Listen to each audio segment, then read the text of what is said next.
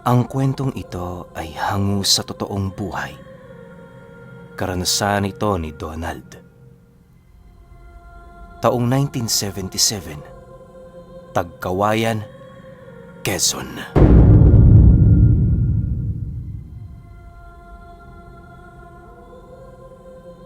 Itong mga panahong ito, kilala si Donald sa kanilang lugar bilang mamumundok.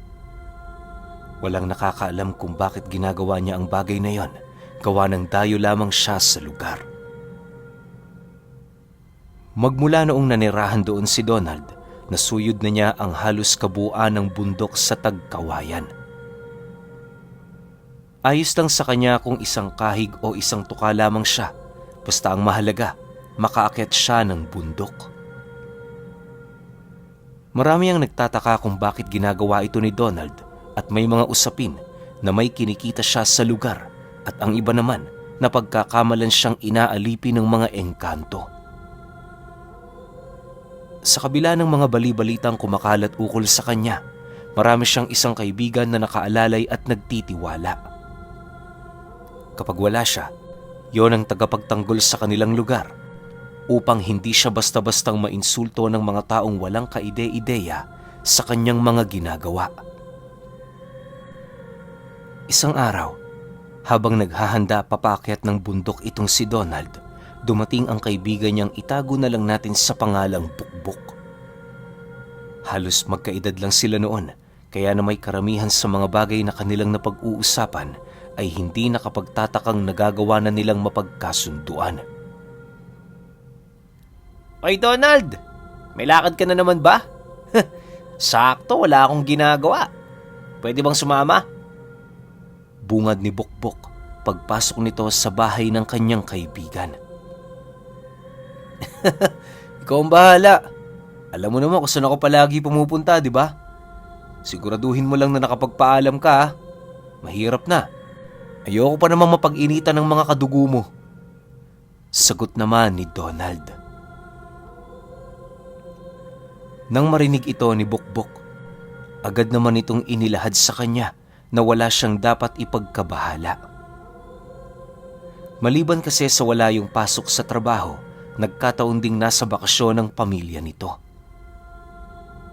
Sa pagpapatuloy ng kanilang pag-uusap, doon na pag-alaman ni Bukbok ang lugar na palaging pinupuntahan ni Donald. Iniiwasan nitong ibahagi sa kanya ang kabuuan ng detalye, gawa ng ang nais nito, masurpresa siya. Siyempre, dahil sa wala namang magagawa itong si Bukbok, kaya na may napilitan siyang sumang-ayon sa lahat ng nais ng kanyang kaibigan. Makalipas lamang ang ilang minutong pag-uusap, hindi pa man sumasapit ang 8:00 ng umaga, kasalukuyan na nilang tinatahak ang daan patungong bundok. Habang binabagtas nila ito, purong kalokohan ang naiisip nilang pag-usapan. Noong una natutuwa pa noon si Bukbok, gawa ng masiyahin ang kanyang kasama. Subalit nang marating na nila ang paanan ng bundok na palagi nitong pinupuntahan, tila bang doon na dahan-dahang nagbago ang pag-uugali nito. Pansin na pansin noon ni Bukbok na kahit anong pagbibiro ang kanyang gawin sa kaibigan niyang yon, tila bang hindi na ito natutuwa. Madalang na din ang pagpansin nito sa kanya na siya namang labis niyang ipinagtaka. Makalipas lamang ang ilang minuto, napasilay sa kanya itong si Donald habang seryosong nagwiwika ng, Bok, itabi mo na muna yung mga biro mo. Seryosohin mo to, sapagkat hindi biro ang mga taong naninirahan dito. Nais mong malaman ng sikreto ko, di ba? Mas mainam na sundin mo ang lahat ng aking sasabihin. Matapos nitong makapag-wika, wala nang nagawa si Bukbok kundi ang manahimik. Sa pagpapatuloy ng kanilang paglalakad, nadapo sila sa isang lugar na merong mga bahay na nakatirik. Gulat na gulat noon si Bukbok, gawa ng pakiramdam niya isang baryo ang lugar na napuntahan nila. Pinilit niya pa noong kausapin ang kaibigan niya pero nakapagtatakang hindi na ito kumikibo.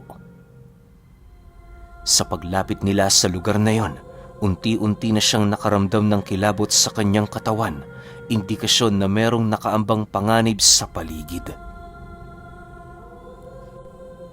Donald, bakit yung mga bahay parang gumagalaw? Pakiramdam ko sa lugar na to ibang-iba eh. Bulong ni Bokbok kay Donald. Nang marinig naman ito ni Donald, nakangiti naman yung tumingin sa kanya habang sumasagot ng, "Ano ba ang pangunawa mo sa realidad, Bok?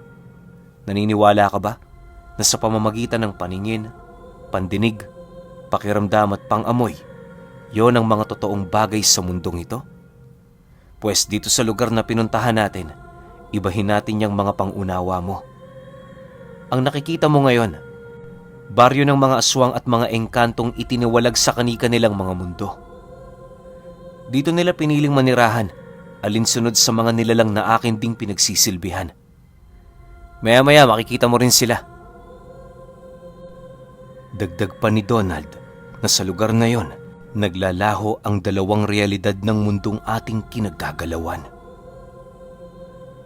Kapag sinubukan mong pasukin ang lugar na yon ng walang kasamang taga roon, maaari kang maligaw hanggang sa tuluyang ka nang mamatay. Naniniwala din si Donald, hindi basta-basta napasukin ang pinagsamang baryo ng mga engkanto at aswang dahil sa lakas ng sabulag at bagat na nakapaikot sa lugar. Matapos namang marinig ni Bokbok ang tungkol roon, tila bang hindi niya mawari kung ano ba talaga ang totoong nangyayari. Pakiramdam niya, nananaginip lamang siya dahil sa mga mahiwagang kanyang nakikita. Ayon kay Bokbok, na sa loob ng ilang dekada niyang paninirahan sa mundo, doon pa lamang siya nakakita ng mga nilalang na kahit sa panaginip hindi niya pinaniniwalaan. May mga bagay din noong inilahad sa kanya si Donald na sa lugar na yon, naglalaho ang dalawang magkaibang realidad. Naniniwala din siyang totoo ang lahat ng bagay na sinasabi nito, lalo pat hindi basta-bastang bumibitaw ng mga salita si Donald nang walang katotohanan. Dagdag pa ni Bokbok na sa pagpapatuloy ng kanilang paglalakad sa baryong yon, narating nila ang dulong parte nito kung saan doon bumungad sa kanya ang 7 estatwang nakaluhod sa harapan ng isang babaeng animoy naging bato na merong daladalang plauta. Paglapit nila rito, agad namang hinubad ni Donald ang kanyang sandalyas at kasabay nito ang unti-unti nitong paglapit sa babaeng estatwa. Sinabitan niya yon ng baging na kulay itim sa leeg habang patuloy na dinadasalan. Maya-maya pa, lumuhod ito sa harapan ng estatwa habang palakas ng palakas ang binabanggit nitong mga buhay na salita. Si Bokbok naman noon, dahil sa wala siyang kaide-ideya sa mga nangyayari, nanatili lamang siyang nagmamasid at naghihintay sa kung ano ang iuutos sa kanya ng kanyang kaibigan. Lumipas pa ang kalahating oras, doon na nga natapos ang pagdarasal ni Donald. Pagtayo nito sa harapan ng estatwa, bigla namang lumitaw sa paanan nitong gawa sa bato ang isang bagay na pabilog ang hugis. Matapos yung masilayan ni Donald, dali-dali naman niya yung kinuha, sabay silid sa kanyang bulsa. Paglapit niya sa kinaroroonan ni Bokbok, inilahad nito na merong magandang lugar sa bundok na yon ang maaari nilang tambayan habang hindi pa sumasapit ang takip silim. Inabisuhan din siya nitong huwag mag-alala dahil may mga pagkaing nakahanda sa lugar na pupuntahan nila. Kahit walang kaide-ideya itong si Bokbok sa lugar na kanilang pupuntahan, napilitan siyang sumama. Alam niya sa kanyang sarili na hindi siya makakauwi ng mag-isa, lalo pat baryo ng mga engkanto at aswangang daraanan niya. Sa pagpapatuloy ng kanilang paglalakad, nadapo sila sa may bangin kung saan bumungad sa kanila ang isang papag na animoy na paglumaan na ng panahon. Masaya doong umupo si Donald na dali-dali namang sinunda ni Bokbok. Habang nakaupo silang dalawa, paulit-ulit naman ang pagdukot ni Donald sa ilalim ng papag ng mga pagkain. Dahil sa dami ng prutas at karning kanyang nakuha sa ilalim ng papag na yon, kaya na may pansamantalang nalimot ni Bokbok ang panganib sa lugar na kanilang kinaroroonan. Maya-maya pa, nang makaramdam na sila ng pagkabusog, doon na nila ninais pagmasdan ang ganda ng paligid. Habang nag-uusap silang dalawa, bahagya naman silang natigilan nang makarinig sila ng tinig sa kanilang likuran na nagsasabi ng, "Nandito na ho kami kagaya ng inyong abiso. Sabihin ninyo, ano ang maipaglilingkod namin sa'yo?" Matapos nila itong marinig, unti-unti naman silang napasilay sa kanilang likuran. Pagsipat ni Donald sa lugar na yon, bumungad sa kanya ang 3 makikisig na lalaki na halos bahag na lamang ang natitirang saplot sa katawan. Si Bokbok noon, hindi naman makaimik dala ng pagkagulat. Makalipas lamang ang ilang minuto, narinig nila yung mag-angil at kasabay nito ang dahan-dahan itong paglapit sa kanila. Kung hindi pa noon umubo itong si Donald, hindi pa titigil ang mga nilalang na yon sa kanilang ginagawa. Pagharap nilang dalawa, dali-dali naman silang tumayo habang nananatiling nagmamasid sa buong paligid. Pansamantalang binalot ng katahimikan ng buong lugar hanggang sa maisipan na ni Donald na sumagot sa sinasabi ng mga ito. "Mabuti naman at maaga pa ang pagdating nyo. Nga pala, may ibang angka ng mga kauri nyo na nananalasa sa baryo namin. Gusto ko silang ipapatay, kaya napag-isip-isip ko na angkop sa inyong grupo ang ganoong trabaho. Kayo na ang bahala sa kanila. Siguraduhin nyo lamang na bago nyo sila ililibing, ipapakita nyo sila sa akin." Matapos makapagsalita ni Donald, iniabot nito ang nakuha niyang bagay sa paanan ng estatwang inalaya niya ng dasal. Pagkuha nito ng mga nilalang, kitang-kita nilang dalawa ang ngiti nitong abot tenga. Sa pagluhod ng mga ito sa harap nila, dali-dali namang binalot ng kadiliman ang buo nitong katawan. Hindi naglaon, tuluyan na din yung naglaho sa kanilang mga paningin na parabang nilamon ang mga ito ng kadiliman. Sa pagbalik ng katahimikan sa paligid, nagpasya siyang muling ibaling sa paglubog ng araw ang kanilang mga wisyo. Habang nakatitig sila sa napakalawak na lugar, wala silang ibang ginawa kundi ang lasapi ng kapayapaang kanilang nararamdaman. Sa pagsapit ng takip silim, nagpasya na silang bumalik sa baryo. Sa pagbagtas nila ng daan, ramdam na ramdam ni Bokbok ang panganib sa baryo ng mga aswang. Ayon sa kanya, na habang binabagtas nila noon ang daan, kitang-kita niya ang mga matang nagmamasid sa kanilang dalawa. May mga pagkakataon ding nakakasilay siya ng mga taong burado ang muka sa lugar na yon, subalit hindi naman niya yun gaanong pinapansin. Nang medyo makalayo na sila sa lugar, naglakas loob na itong si Bokbok na ilahad kay Donald ang kanyang napansin sa kanilang naging lakad. Donald, matanong ko lang, ano ba yung pinapapatay mo kanina? Pasensya na, masyado lang kasi ako naguguluhan eh. Hindi ko kasi maintindihan kung anong pinag-uusapan nyo ng 3 lalaki. Tanong ni Bokbok.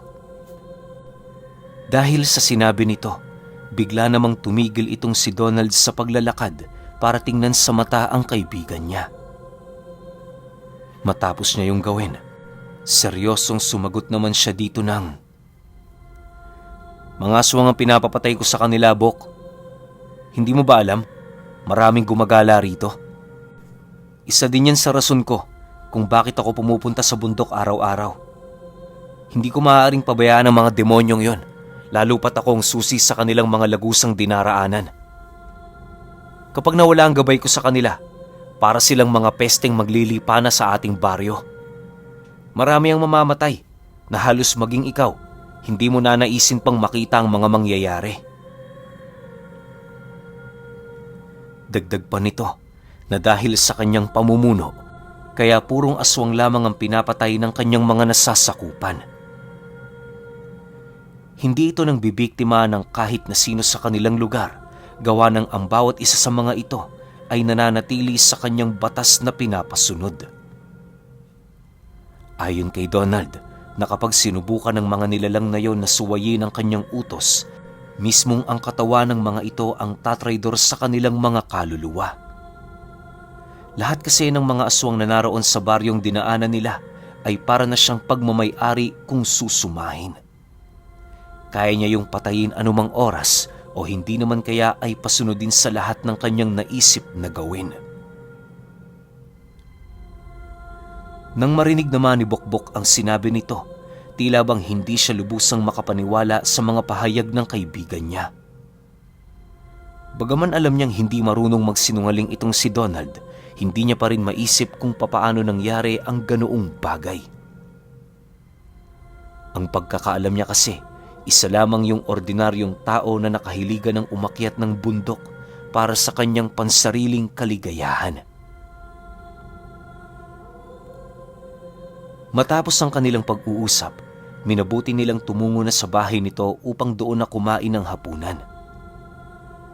Sa pagdating nila sa bahay ni Donald, inabisuhan naman siya nitong kinabukasan na umuwi. Ayon dito, na upang mawala ang pagdududa niya, kinakailangang mismong personal niyang masaksihan ang mga mangyayari sa paglalim ng gabi. Hindi pumayag si Donald na umalis itong si Bokbok nang sa gayoy hindi siya nito pag-isipan na isa siyang sinungaling. Dahil sa pamimilit nito, kung kaya't hindi naglaon, pumayag na din itong si Bokbok.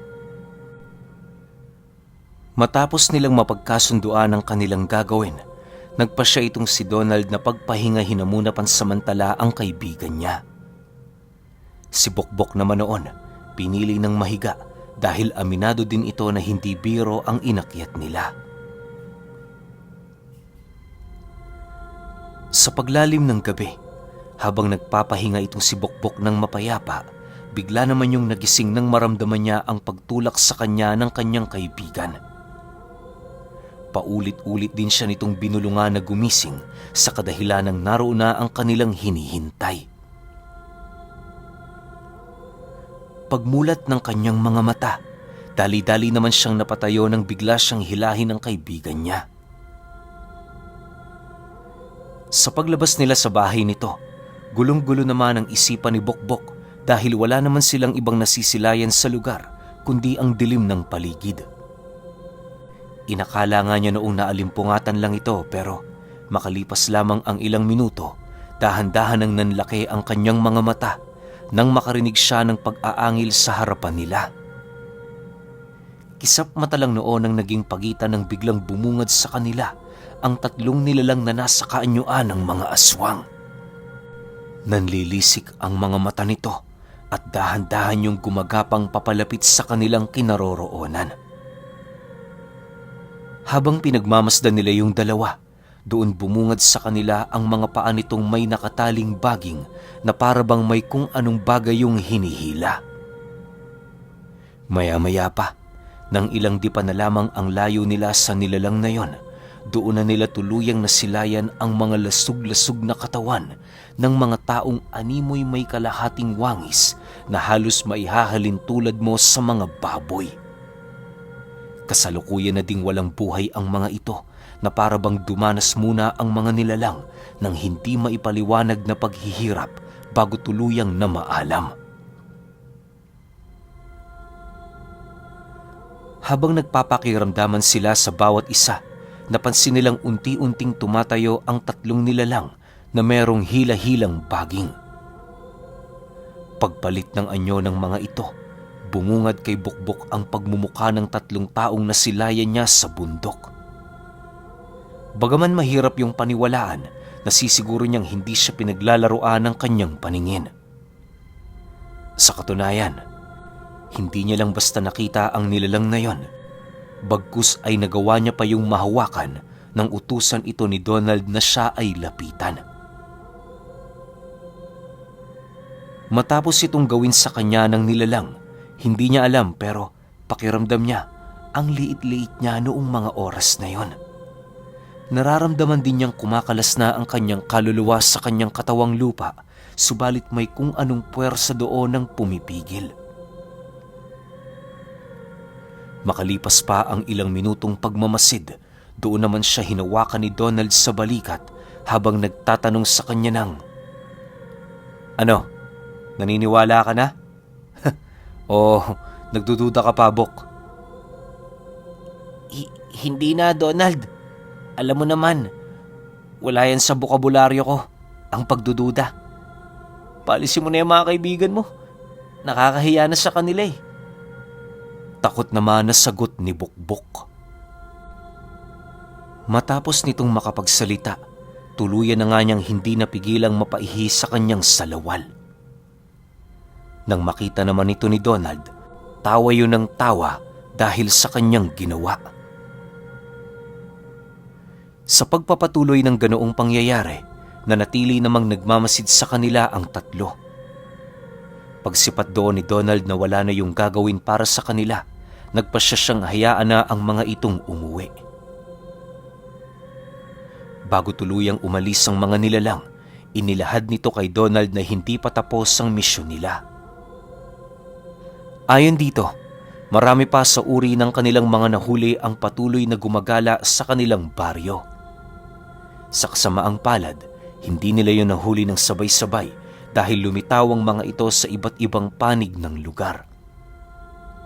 Dagdag pa ng tatlo na bagaman marami ang bilang ng mga nilalang na kanyang ipinapapatay, wala siyang dapat na ipagkabahala sapagkat hindi naman gaanong kalaliman ang tinatangang lihim ng kanilang mga kalaban. "Ginoo, bigyan niyo ho kami ng 3 araw para malinis ang lugar ninyo. Kapag nabigo kami sa loob ng mga araw na yan, nakahanda ho kami sa anumang parusang inyong maiisip. Pasensya na ho kayo sapagkat hindi namin nagawa ng maayos ang aming mga trabaho." Wika ng isa sa mga nilalang matapos nitong mailahad ang totoong kaganapan. Nang marinig naman ito ni Donald, wala naman yung nagawa kundi ang sumang-ayon.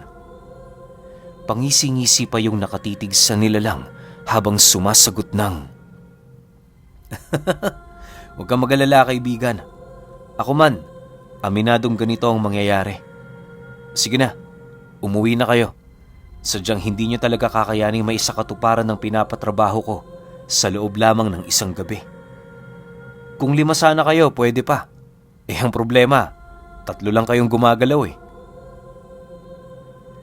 Matapos nitong makapagwika, agad namang nagpaalam ang mga nilalang na yon sa kanilang dalawa. Sa pagkawala ng mga ito sa kanilang paningin, minabuti nilang pumasok na ni Bok para magpahinga.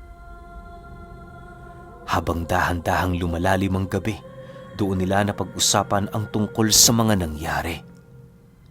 Si Bok noon, hindi pa rin makapaniwala sa kanyang mga nakita dahil sa takot at mangha na naghahalo sa kanyang isipan. Sa pagsapit ng umaga, hindi pa man pumuputok ang bukang liwayway, nagpaalam na siya sa kaibigan niya. Nang marinig naman ni Donald ang kanyang paalam, hindi naman yun tumutol, lalo pat alam din ito kung ano ang trabahong naghihintay kay Bok. Sa pag-alis ni Bokbok sa bahay ng kaibigan niya, nanatili pa rin siyang tulala at nag-iisip ng malalim ukol sa mga bagay na kanyang naranasan.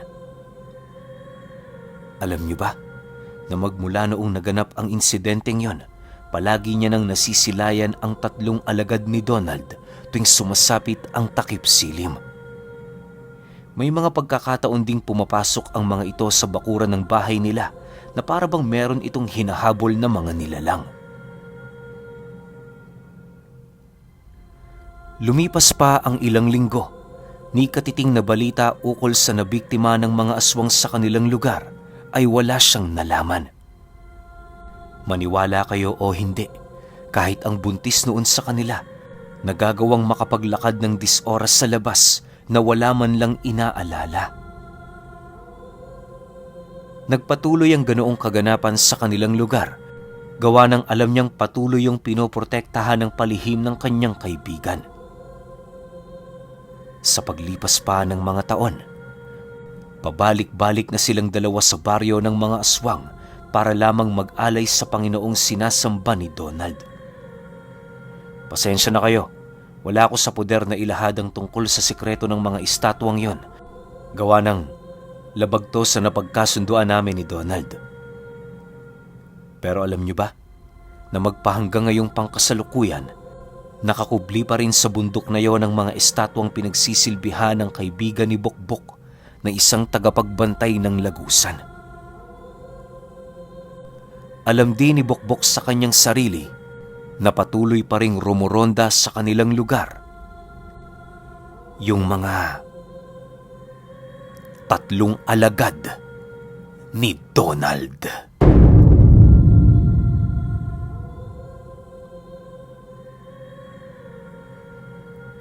Okay, opinion ko sa kwento. Yung pangalang Donald, hindi niya yung totoong pangalan.